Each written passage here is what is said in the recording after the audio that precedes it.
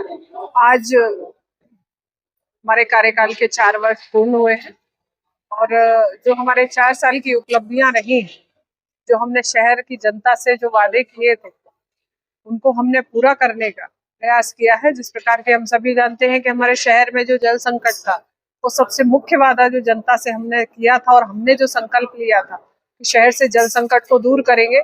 और आप देख रहे हैं कि इस वर्ष हमारे शहर में जो जल संकट पे हमने नियंत्रण पाया है, नई लाइन जो हमने डाली है, उससे जो डिस्ट्रीब्यूशन लाइन डाली है, उससे पूरे शहर को हमने पर्याप्त जल पहुंचाने का प्रयास किया है। और जिस प्रकार से हमने 5 ओवरहेड टैंकों का निर्माण किया है, तो आने वाले समय में भी यदि शहर बढ़ता है, भविष्य में भी पानी का संकट हमारे शहर पे नहीं आएगा। एक हमारे नगर निगम की ऑफिस की बिल्डिंग जो हमने 11 करोड़ की लागत से निर्माण की है और आधुनिक तरह की बिल्डिंग बनके तैयार हुआ है।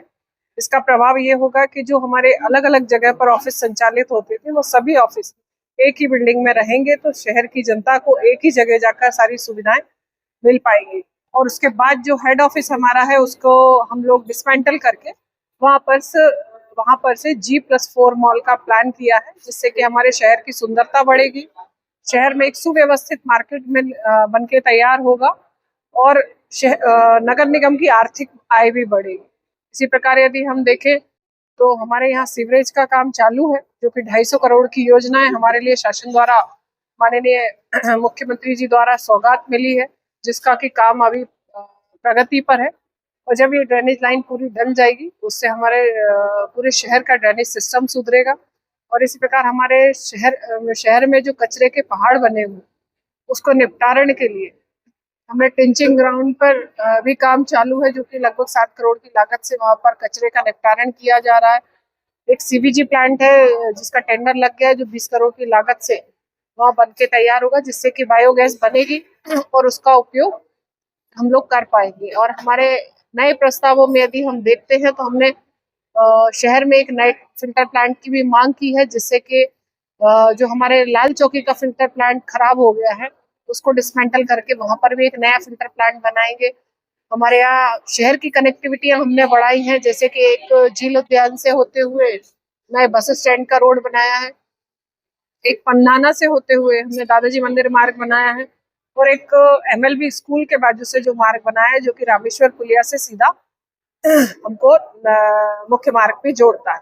ऐसी कनेक्टिविटियां भी हमने शहर के लिए बनाई हैं। और यदि हम बात करते हैं हमारे शहर के मुक्ति धामों का भी हमने जीर्णोद्धार किया है। वहां पर भी जो लोग अंतिम संस्कार के लिए जाते थे, वहां पर बारिश के समय में दिक्कत होती थी, तो उनको व्यवस्थित वहां पर व्यवस्थाएं करके हमने दी। हमारे शहर की धरोहर जो हमारे प्राचीन कुंड है, उनको भी हमने पद्म कुंड को 1 करोड़ 40 लाख की लागत से और रामेश्वर कुंड को हमने 2 करोड़ 60 लाख की लागत से, जिसका निर्माण कार्य अभी प्रगति पर है। और निश्चित ही हमारे शहर की धरोहर है और इनको बचाना हमारी जिम्मेदारी बनती है।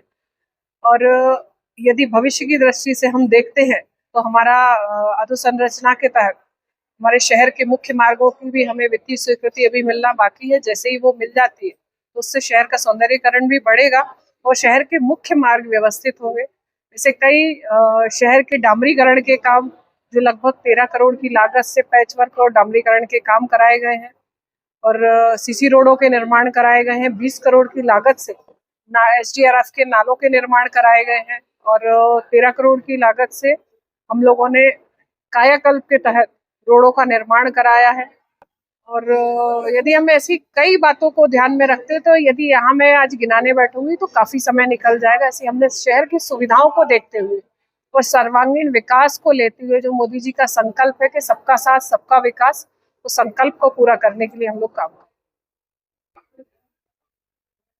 हम लोगों ने इस बार संकल्प लिया है कि जिस प्रकार हमारा 1 साल बचा है, तो जो सभी वार्डों में जो मूलभूत सुविधाओं के काम होते हैं, उनको वहां पर देखते हुए जितनी राशि की आवश्यकता होगी, उतनी राशि भी हम वहां पर उपलब्ध कराएंगे, जिससे कि आने वाले 1 वर्ष में हम लोगों को व्यवस्थित वार्ड और एक सुंदर वार्ड बनाकर दे सकें।